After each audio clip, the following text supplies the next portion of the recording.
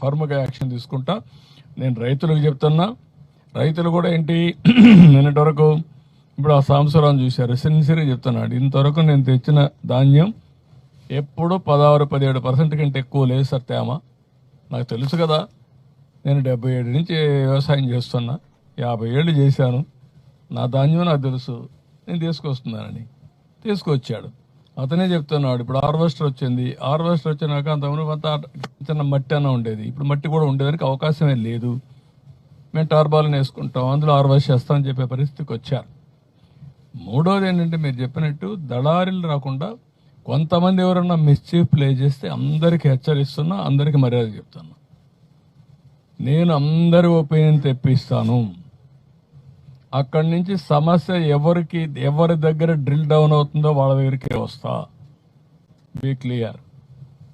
గోని సంచులు ఈ rice mill